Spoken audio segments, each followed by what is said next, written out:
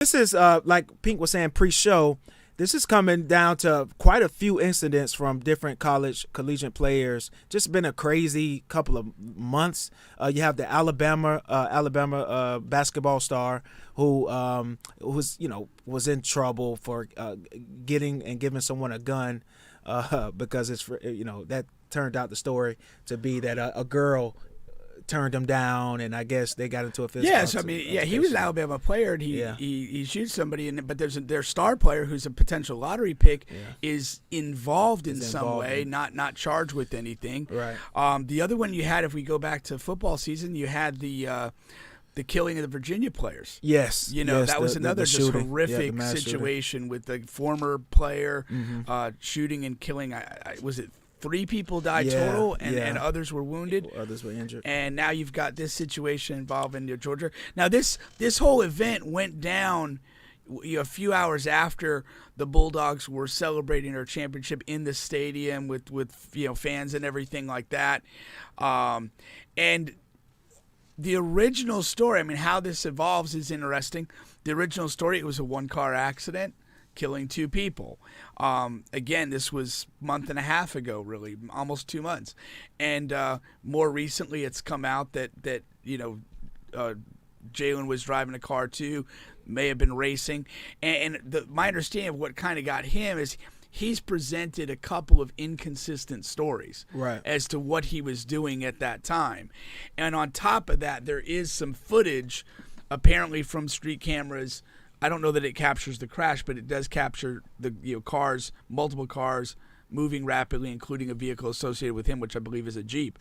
And so, this is tragic. It's very terrible with the loss of life and just really bad decision making. That's what it is. It was just a terrible, god awful decision, and but I think it's going to weigh more on his conscience. That's the penalty. That's the penalty here, because it's not enough for him to. I don't think for him to go to jail for, and to.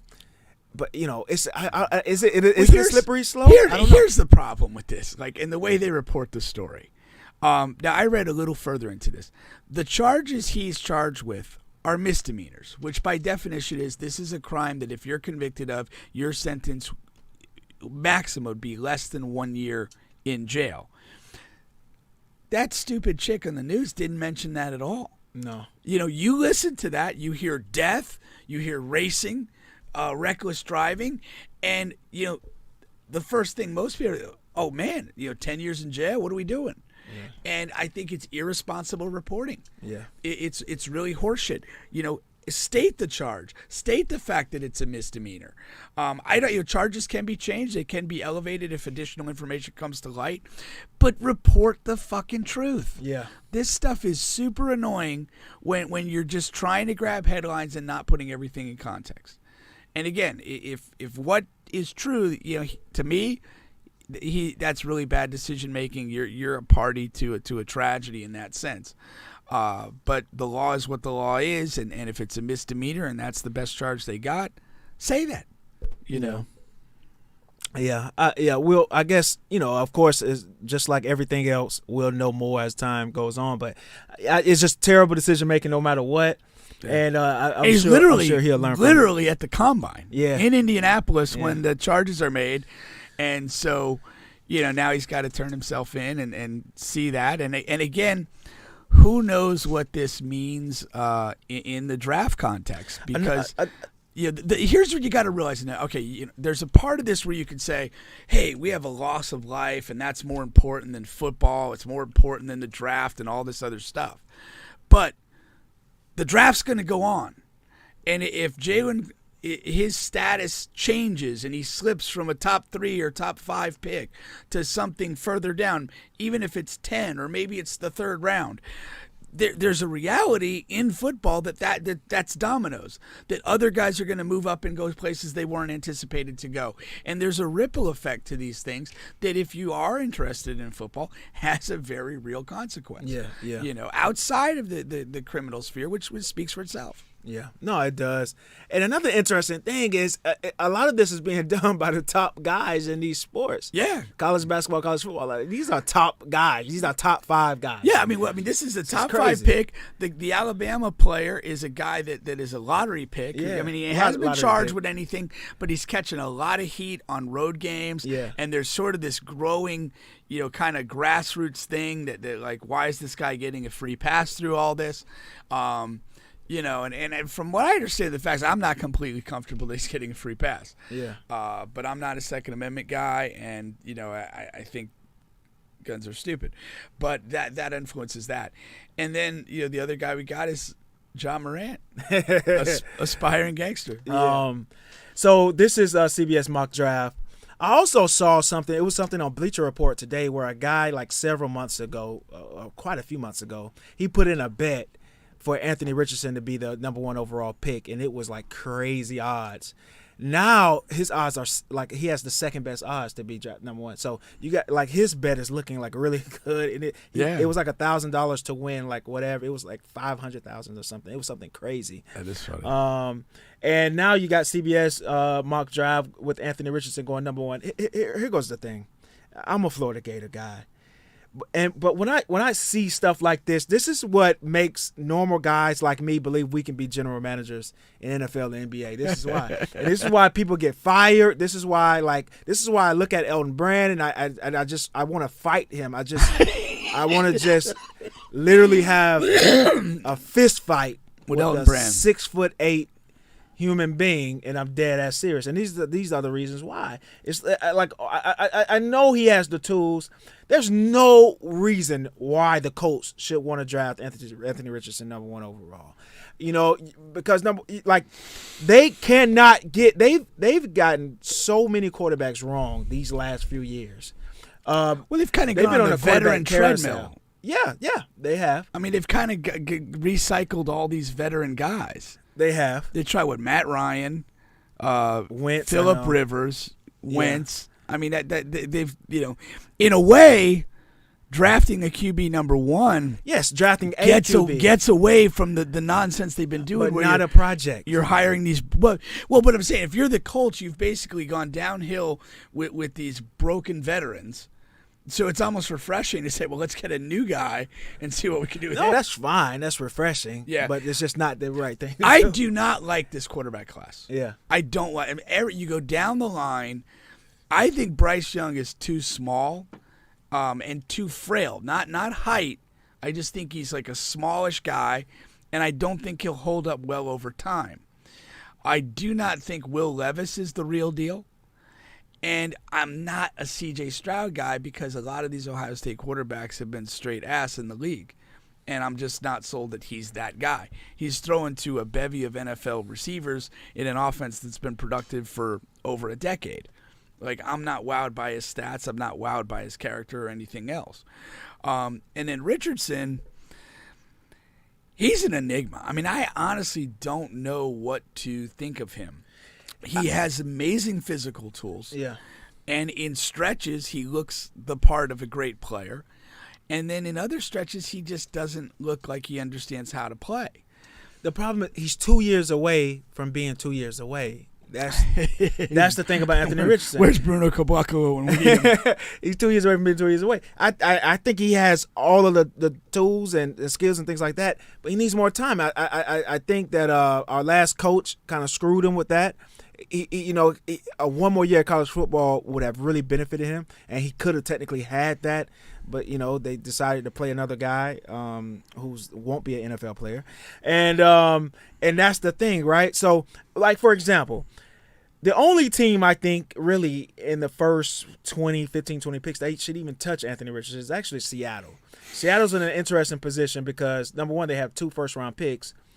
So they can come, get a player that's ready to play right away with the second first-round pick. But with the Geno situation, you can because Geno is up, his contract is up, right? So you can franchise Geno this year because you want to see, you want Geno to have another prove-it year. You don't want to extend him long-term.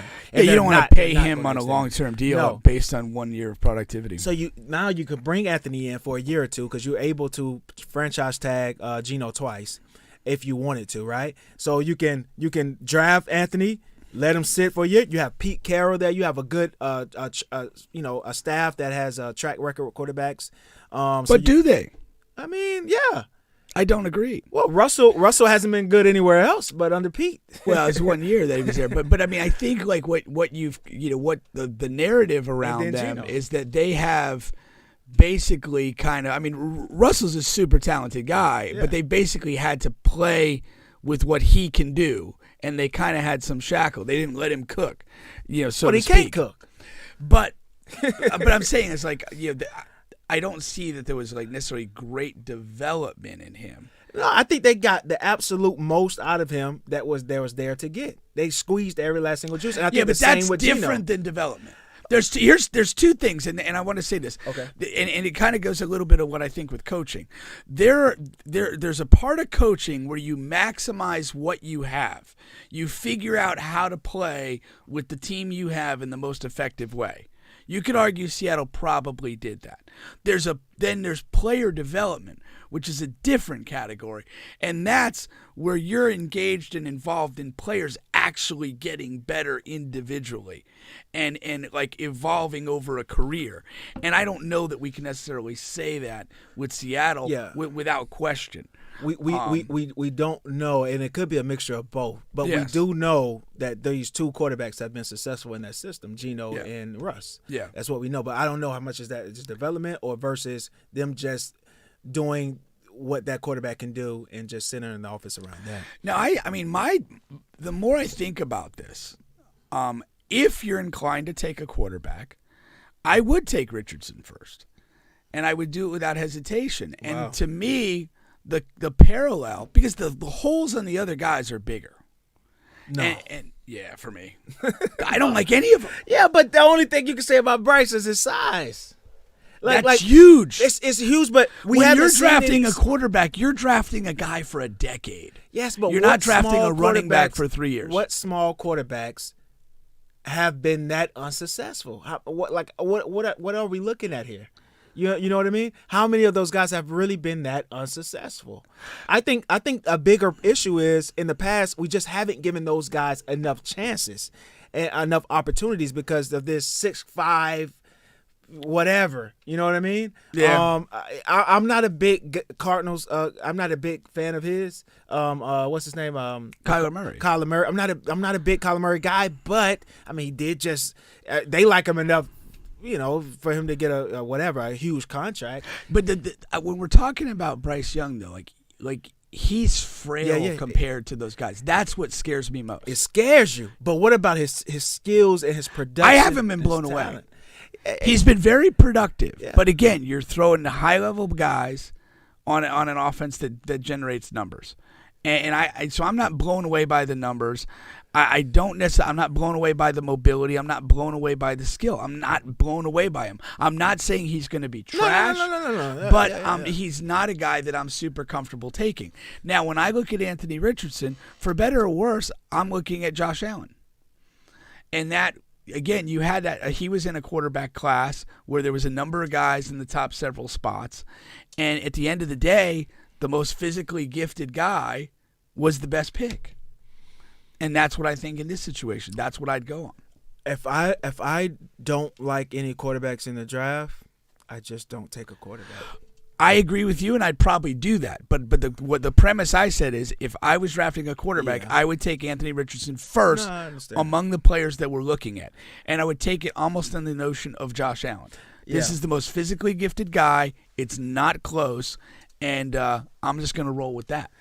And don't get me wrong. Of course, I love Anthony. Of course, he's my favorite quarterback. I would draft him over any other quarterback on this list as well. We agree, but my thing is I wouldn't draft the quarterback at all. Like that's my thing. Yeah. But it's still in the still first a in the value. First round. Like I definitely don't like any of these guys in the top 5 or 6. Yeah. But like again, if I'm sitting there at 15 and a quarterback hasn't come off the board, that's a different pick. That's a different pick, a different story. You did highlight the team that has the 2 first-round picks. Yeah. So you're hedging your bets. You probably take the quarterback early just because you don't know what other teams are going to do, but with a good second pick, you're gonna get a player. Yeah, and that would be my plan there. But I just highly doubt he falls to number 9. They would have to trade up some kind of way. Yeah, and Well, and here's another thing where again, like if this plays out, where Jalen Carter's no longer regarded as a top 15 guy, top 10 guy, if he's regarded as a second-round guy. That could change things. That changes all this dynamic, and suddenly these quarterbacks might look even better than the fact that they got 4 of these guys in the first 8 picks. Yeah.